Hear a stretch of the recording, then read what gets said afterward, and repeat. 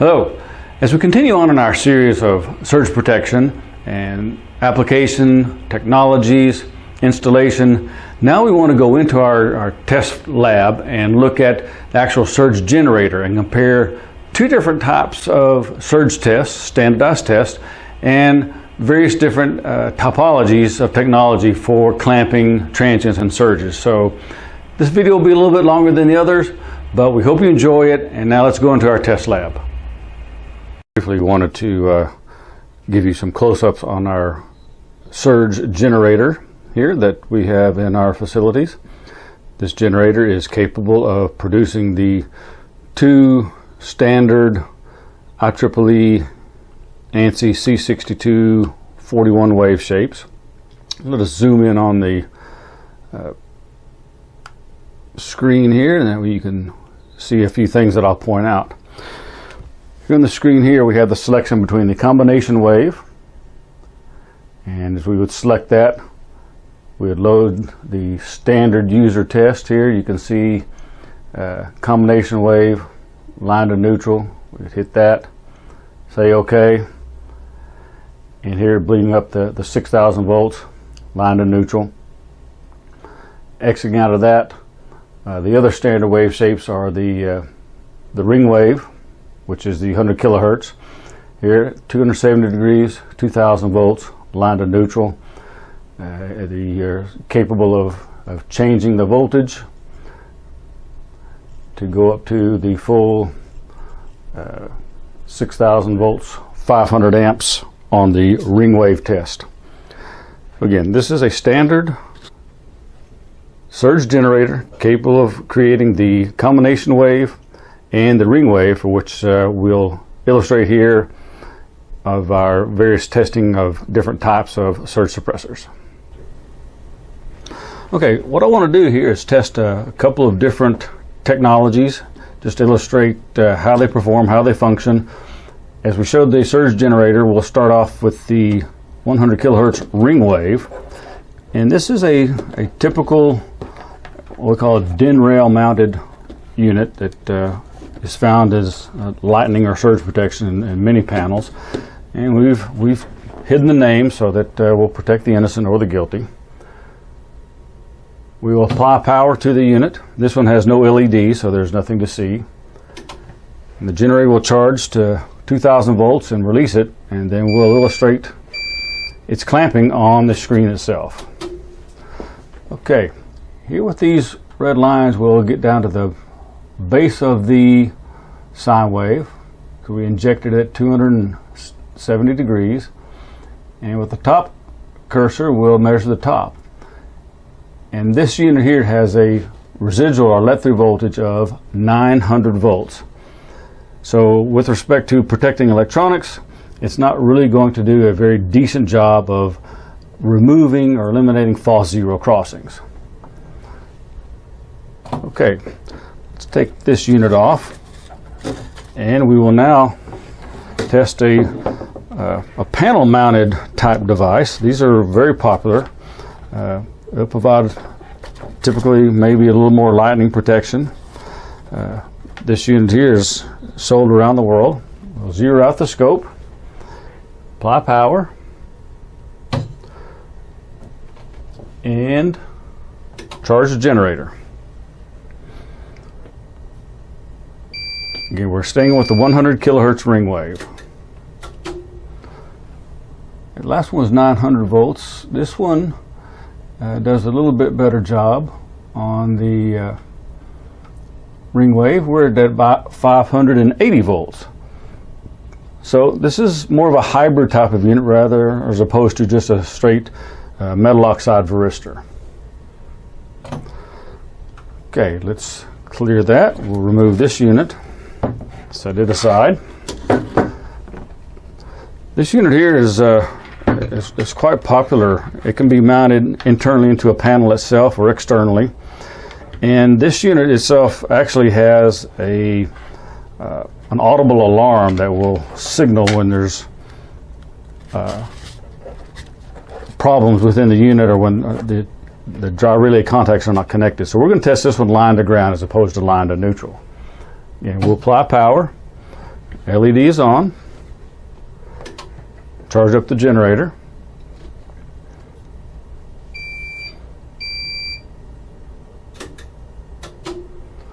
And this one is almost identical to the previous one. We're at about 580 volts. So very similar type of technology with respect to attempting to clamp the ring wave transients. Now let's test our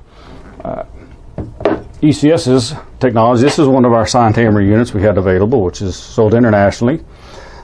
Here in the USA, it's Surge Suppression Incorporated, as we've discussed. We'll also test this one line to neutral and demonstrate the technology that we've been discussing with respect to actually following or monitoring the sine wave itself. LED is on, so power is applied.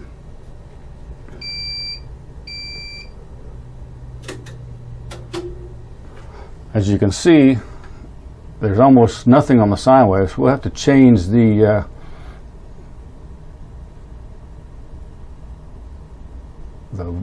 scope itself so that we can zoom in on the small little transient that's left over.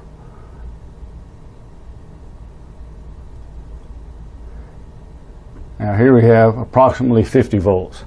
So out of the best of the other types of technologies, we've taken another 530 volts, 520 volts away from the connected loads of this equipment. This is the type of technology that 21st century equipment in today's facilities demands to have in order to get the full benefits of that.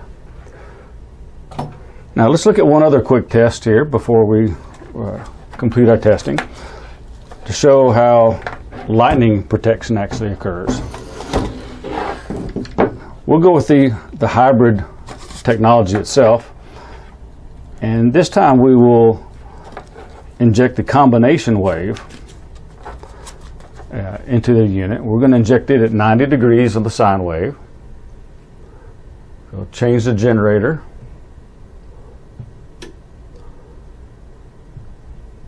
And again, we're going to be injecting line to neutral, 6,000 volts, 3,000 amps at 90 degrees on the sine wave. Now we want to change the scope value so that we don't go off of the chart here. Now, this generator time will take a little bit extra charging time because we're charging up to 6,000 volts and 3,000 amps.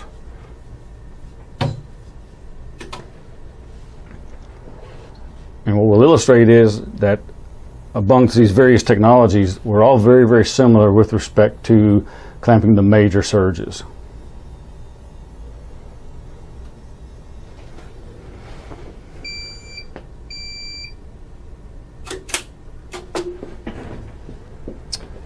Now you can see how significantly different this sine wave looks now. We're going to the very peak of the sine wave, which is about 170 volts, with a residual voltage of 396 volts. This is a very good unit with respect to clamping those combination waves.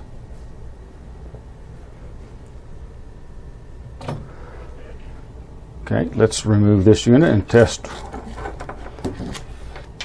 the typical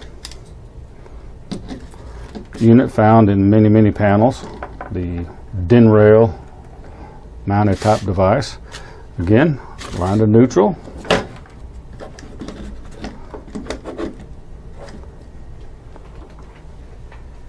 Apply power. Charge the generator.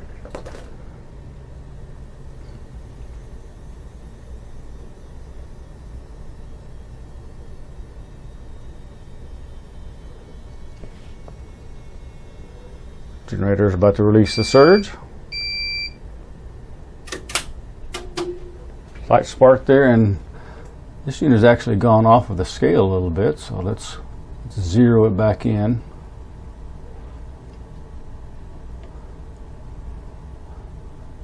The peak of the sine wave there. This unit is about 750 volts.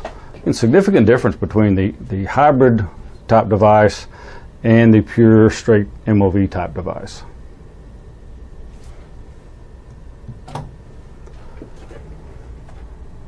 Zero that out. That's one final test to illustrate that not only will Sinetamer SSI technology do transient filtering, but also lightning surge protection as well. Apply power, charge the generator. And all these tests have been line to ground 120 volt circuits.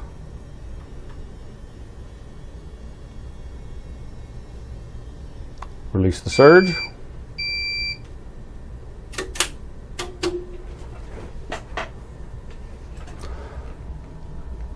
This unit Sinetamer is down to about 420 volts. And not only will we do good lightning and surge protection, but transient filtration as well. We hope you have enjoyed just a little demonstration on the different types of technologies, how they protect the advantages of our frequency attenuation network. Thank you.